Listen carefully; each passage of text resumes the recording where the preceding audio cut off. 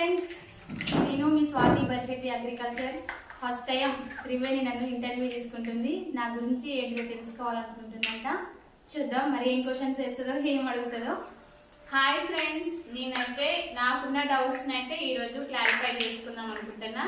అలాగే మీకు కూడా ఉంటాయి కదా డౌట్స్, అవి కూడా ఈరోజు క్లియర్ అవుతాయి ఈ ఇంటర్వ్యూలో. అయితే నేనైతే ఎప్పటి నుంచో స్వాతి అగ్రికల్చర్ ఉన్నారు కదా, స్వాతి బర్షెట్టి అగ్రికల్చర్, తననైతే నేను ఇంటర్వ్యూ చేయాలనుకుంటున్నా.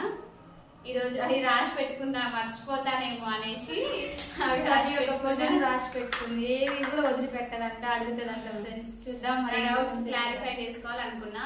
ఓకేనా ఫ్రెండ్స్, అడగనా? అడుగు. హాయ్ స్వాతి గారు. హాయ్. ఫస్ట్ టైం నేను ఈ ఇంటర్వ్యూ అయితే చేస్తున్నా.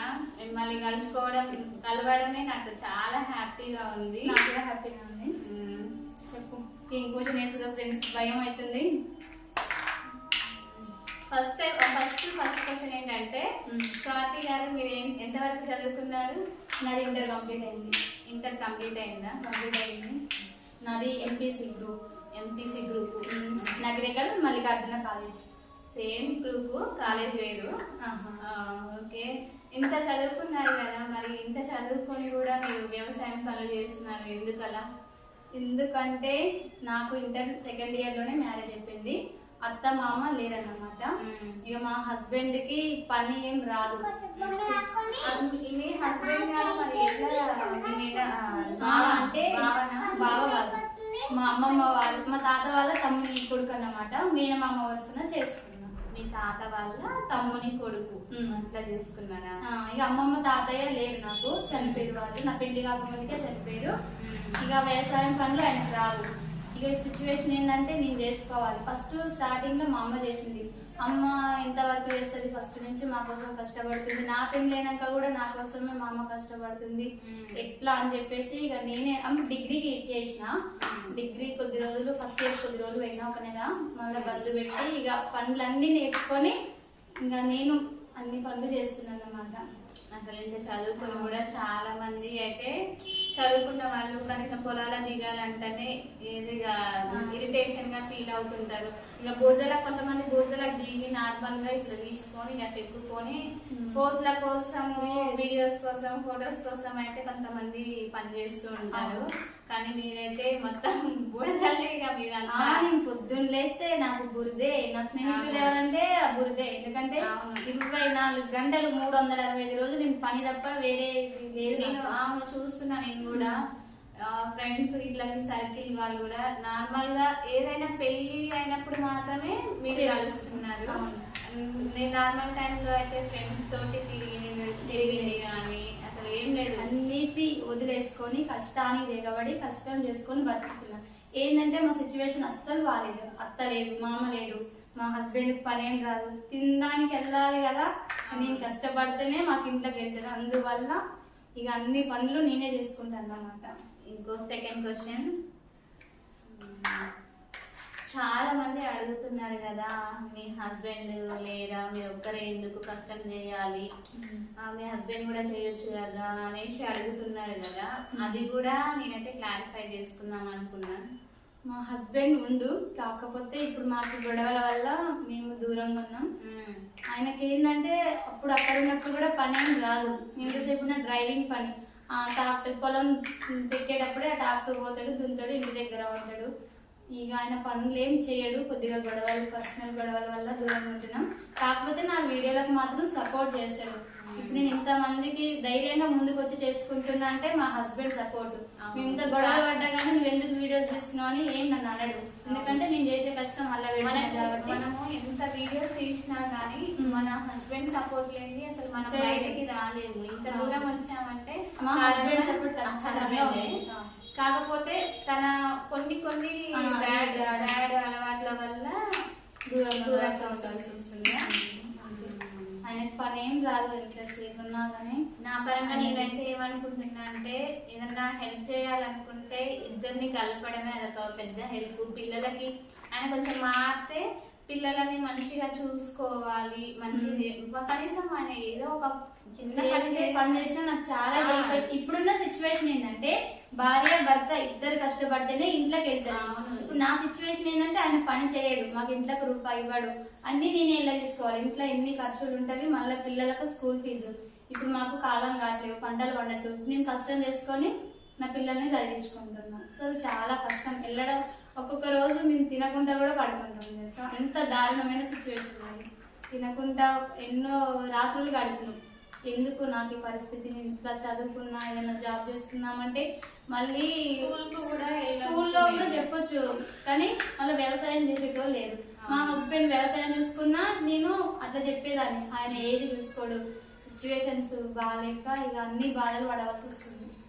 నాకైతే ఒక్కొక్కసారి అయితే ఏడుపు వస్తుంది. నీ వీడియోస్ చూస్తుంటే కదా బాగా అనిపిస్తుంటది, ఏడుస్తాను నేను నార్మల్ టైంలో అయితే. ఎంత కష్టపడుతున్నారు, కానీ ఎంత చదువుకున్నారు, వ్యవసాయం అంటే చేయొద్దని ఏం లేదు, తప్పేం లేదు, చేస్తే కానీ ఒక్కదాన్ని మేము ఉన్నాం, ఇంత జాబ్ చేస్తున్నా, నేను ఇంట్లో ఉంటున్నా అయినా మాకు వెళ్ళడమే చాలా కష్టంగా ఉంటుంది.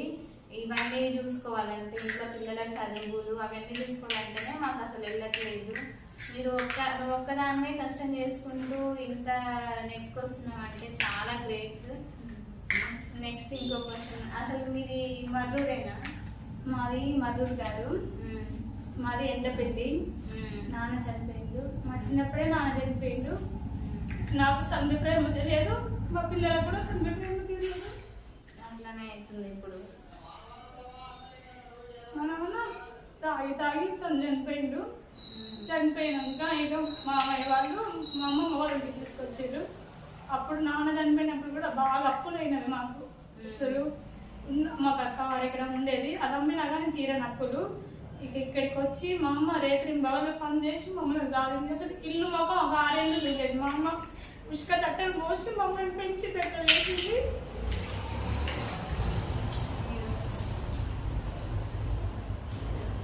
ఇప్పుడు అదే సిచ్యువేషన్, నా పిల్లలకి నాకు తండ్రి ప్రేమ లేదు, నా పిల్లలకి కూడా తండ్రి ప్రేమ లేదు. ఎందుకు నాకు ఈ పరిస్థితి అని అని నాకే విరక్తి వచ్చి ఒక 2 సార్లు ఎందుకు అట్లా ఏడుస్తున్నా చెప్పు. మేమంతా ఇంతమంది ఉన్నారు నీ సబ్స్క్రైబర్స్, 1 lakh దాటి నీ సబ్స్క్రైబర్స్, ఇంతమంది ఫ్యామిలీ ఉన్నాక నువ్వు ఏడవలసిన అవసరం లేదు. ఇంతమంది సపోర్ట్ నీకుంది, ఎందుకు ఏడుస్తున్నాం? కలుస్తాడు, ఎందుకు వస్తాడు ఆయన మార్చుకోవచ్చు. ఏమని చెప్పు, ఎందుకు ఏడుస్తున్నా చెప్పు. అలాంటి పనులు అయితే అస్సలు చేయొద్దు, నువ్వు సూసైడ్ చేసుకునేది. జీవితం అనేది విరక్తి కలిగింది. ఏంటి, నేను పొద్దున్న లేస్తే పని చేసుకొని బతుకుతో కష్టం చేసి కదా నేను పిల్లల్ని చదువుకుంటున్నా, అయినా కానీ ఇంట్లో నిమ్మలం లేదు. పొద్దు గుగ్గులు పని వస్తే తెల్లవారులు గొడవ పెట్టుకుంటాడు. ఎందుకు నాకు జీవితం అవసరం అని 2 సార్లు ఆల్మోస్ట్ మొన్న యూట్యూబ్ స్టార్ట్ చేసినాకనే 2 సార్లు సూసైడ్ చేసుకున్నా. మొన్న ఆల్మోస్ట్ అసలు అయిపోయినా, ఇంకా మొత్తం బాగా బిగుసుకుపోయి చెమటలు వచ్చి స్పర్శ అనేది లేదు. ఇక నీళ్ళు పోసి పళ్ళ 4 వీకి చేతులు అది ఇటు నలిచి మా అత్తమ్మ మా మేనమామ వాళ్ళు వచ్చి చూసి వద్దు, ఇక్కడ ఏం వద్దు, ఇక కొద్ది రోజులు పోయి అమ్మ వాళ్ళ దగ్గర ఉండు అని ఇట్లా మా ఫ్యామిలీ వాళ్ళు వచ్చి మాట్లాడి అమ్మ వాళ్ళ దగ్గర తీసుకుపోయారు. మేము చిన్నప్పటి నుంచి మాకు కష్టాలు బతికి పెళ్ళైనాక కూడా మా అమ్మకు మా ద్వారా సంతోషం వస్తుందేమో అనుకుంటే ఇంకా బాధలు ఎక్కువైనాయి. అప్పుడే చిన్నప్పుడే కష్టం బతకలేదు. పిల్లలను సాధారణ తినక మా కోసం కష్టపడి అప్పుడు సాధింది. ఇప్పుడు పెళ్లి చేసి 2 పిల్లలు అయినా కానీ భర్త మంచోడు కాకపోతే సిచ్యువేషన్ ఇంత దారుణంగా ఉంటుంది. ఇప్పుడు మా కోసమే మా అమ్మ కష్టపడుతుంది, మా తమ్ముడు కూడా అంతే. మాకు అసలు అప్పులు, చాలా అప్పులు ఉన్నవి. మా ఆయన పని చేయడు, నేను ఒక్కదాన్ని కష్టం చేస్తే వెళ్ళేది మా గణం. వాళ్ళు పని చేసుకొని నాకే ఇంట్లో వెళ్ళదీస్తారు. ఇంకా నీకంటే ఎక్కువ ఇప్పుడు అమ్మకే ఎక్కువ ఏంది, నా పరిస్థితి బాగాలేదా, నా కూతురు పరిస్థితి ఈ విధంగా అయింది, చూసుకుంటే నా కూతుర్ని ఇచ్చిన అని అసలు అమ్మే చాలా బాధపడుతుంది. నువ్వు ఇట్లా చేసి నువ్వు సూసైడ్ చేసుకుంటే అమ్మ ఎన్ని రోజులు నిన్ను కష్టపడి పెంచింది. అమ్మ ఇద్దరిని ఎంత కూలి పని 4 పని చేసుకొని ఇంత తినక ఇద్దరిని పెంచింది. ఇంత ఇంత పిల్లలు, నీకు ఇంత పిల్లలు ఉన్నారు ఇద్దరు, సేమ్ మీ సిచ్యువేషన్, అమ్మ సిచ్యువేషన్ ఎంత, నీ సిచ్యువేషన్ అంత ఉంది. నువ్వు అలాంటి తప్పు పని చేస్తే నువ్వు పిల్లలు ఎట్లా అని అసలు ఫస్ట్ నీ అమ్మాయి వెళ్ళిపోతుంది చెప్పు. అమ్మ గారు ఆ టైంలో నాకు అనిపించింది ఇంకా నాకు వేస్ట్ జీవితం వద్దు, నువ్వు అసలు అట్లా అసలు అనుకోవద్దు. నిన్ను ఇంత కష్టపడి అమ్మ ఈ స్థాయి దాకా నిన్ను తీసుకొచ్చింది, ఈ స్థాయి దాకా తీసుకొచ్చింది అంటే నువ్వు అట్లా చేసుకుంటే అమ్మకు అసలు వాల్యూ ఏముంటుంది చెప్పు. అమ్మ అంత కష్టపడ్డందుకు వాల్యూ ఏముంది? ఇట్లా చంపుకోవడానికి అమ్మ ఇంత పెద్దగా చేసింది, ఇంతగానో సారి కష్టపడి చేసింది. నువ్వు అట్లా ఇంకోసారి అసలు ఆ పనే చేయకు. నువ్వు ఏడవద్దు అసలు. ఫస్ట్ నువ్వు నీ పిల్లలు చూడు ఎంత మంచిగా బంగారం పిల్లలు, ఇద్దరు పిల్లలు. నువ్వు అట్లా చేస్తే ఎట్లా చెప్పు స్వాతక్క? ఆ టైంకి అట్లా అనిపించింది. నాన్నగారు అట్లా మంది తాగి చనిపోయింది, తాగి చనిపోయింది. ఇప్పుడు మాకు ఈ తరపున ఎవరైనా ఉన్నారా? మళ్ళీ నాన్న వాళ్ళ తరపున ఇట్లా ఉండ్రు, బాబాయిలు, పెద్దనాన్న, మేనత్త, మా ఫ్యామిలీ పెద్ద ఫ్యామిలీనే, అందరూ బాగా సెటిల్ అయ్యారు. నా సిచ్యువేషనే బాగాలేదు. వెళ్తారా మరి మీరు అక్కడికి? వెళ్తాం, అందరూ మాట్లాడతారు, నాకు సపోర్ట్ కూడా చేస్తారు. మా ఫ్యామిలీ పరంగా కూడా చాలా సపోర్ట్ ఉంది. వీడియోస్ రోజు చూస్తారు. అంటారు కదా ఇంట్లో పెళ్ళి, అసలు నా పేరు శాంతి అంటే నాయనమ్మ వాళ్ళ దగ్గర తన పేరు స్వాతి కాదంట, శాంతి అంట. అంటే శాంతమ్మ అంటారు. మా శాంతమ్మ ఇంత పని చేస్తుందా, ఇంత కష్టం చేస్తుందా కానీ వాళ్ళకు తెలియదు కదా. వీడియోస్ ప్రతిరోజు కంటిన్యూగా చూస్తారంటే నాకు ఫోన్లు చేసి కూడా అడుగుతారు. ఇక నేను రోజు నేను వీడియోలో చూసుకుంటున్నా, నాకు సంతోషం అనిపిస్తుంది. ఓకే, ఇంతకు నేను అసలు అడగడం మర్చిపోయినా, యూట్యూబ్ ఎందుకు స్టార్ట్ చేయాలని? అసలు యూట్యూబ్ స్టార్ట్ చేస్తా అన్న ఆలోచన అయితే నాకు లేదు. మెయిన్ ఏంటంటే నేను బయటకు వెళ్ళాను, ఎంతసేపు ఉన్నా పని చేసి ఇంట్లో ఉండడం. అది కూడా ఇంట్లో ఏ విధంగా అనుకున్నావు, డోర్ పెట్టుకొని ఇంట్లో కూర్చొని పనులు చేసుకుంటాను. మిషన్ అయినా కానీ తలుపులు పెట్టుకొని కుడతాను. నాకు ఎందుకంటే బయట ఎక్కువ మాట్లాడడం ఇష్టం ఉండదు. అలాంటిది ఈరోజు ఇంతమందికి నేను తెలుసు అంటే అది ఒక వ్యక్తి, మా తమ్ముడు. ఒకనాడు పనికి వెళ్తున్నా, నార్మల్గా ఐషు అడగొచ్చింది. యూట్యూబ్లో తమ్ముడికి కూడా యూట్యూబ్ ఛానల్ ఉంది కదా, ఐషు ఒక వీడియో తీసి అప్లోడ్ చేసిండు. మంచి రెస్పాన్స్ వచ్చింది. అక్క అని చెప్పి పనికి వెళ్తావు, నీకు అన్ని కష్టాలు నీ లక్కు బాగుంటే యూట్యూబ్లో సక్సెస్ అయ్యి అమౌంట్ వస్తుంది, స్టార్ట్ చేయని తమ్ముడు స్టార్ట్ చేసి ఇచ్చిండు. ఇక స్టార్ట్ అయితే చేసిండు కానీ చాలా భయం వేసింది. అసలు ఎట్లా నాకు మాట్లాడడం కాదు, నేను ఎందుకంటే 10 మందిలో గబగబా అని మాట్లాడలేదు. ఏదన్నా ఉంటే అవసరం వచ్చే మాటలే నాకు మాట్లాడతా, ఇక ఎక్కువ మాట్లాడాను. ఎట్లా నేను చేయగలుగుతున్నా లేదా అని వీడియో తీసుకుంటుంటే అమ్మో ఈమె వచ్చింది వీడియో తీసుకుంది, అవసరమా ఈమెకు వీడియోలు అవసరమా అని చాలా మంది నన్ను ఎక్కాలు చేసారు. అసలు చాలా బాధపడ్డా. నేను పెట్టిన వీడియోలు కూడా నన్ను డిలీట్ చేయించారు. ఇప్పుడు మనం వచ్చి మన కష్టాన్ని చూసి వచ్చి వేరే వాళ్ళ వీడియోస్ దిగుతారు కదా, అమ్ముకో వాళ్ళ వీడియోలు కూడా డిలీట్ చేయించారు. అంతా భయపెట్టారు. చాలా ఏడ్చిన. ఒక నెల 15 రోజులు వీడియో తీయడమే ఆపేసిన, ఇష్టం లేదు.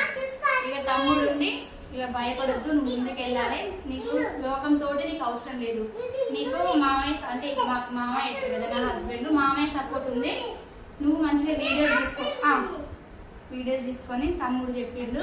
తమ్ముడు మా ఫ్యామిలీ ఇచ్చిన సపోర్ట్ వల్ల నేనైతే ముందుకు రాగలిగిన. మొత్తం నా సక్సెస్ అయితే అయినా అదంతా మీ సపోర్ట్ ఫ్రెండ్స్. మీరు తిన్నా నువ్వు ఐషు హాయ్ చెప్పు అక్కడ. మీరు ఇచ్చిన సపోర్ట్ వల్లనే నేను ఇంత దూరం రాగలిగిన.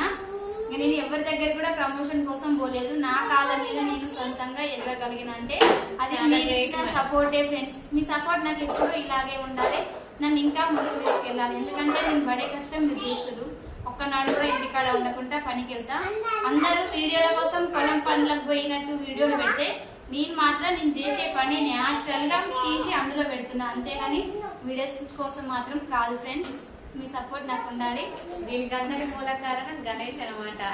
గణేష్ ఛానల్ కూడా ఉంది కదా, గణేష్ ఛానల్ కూడా సబ్స్క్రైబ్ చేసుకోండి గణి క్రియేటివిటీ డైలాగ్స్ ఫ్రెండ్స్ తమ్ముని ఛానల్ తప్పకుండా సబ్స్క్రైబ్ చేసుకోండి. ఓకేనా, బాయ్.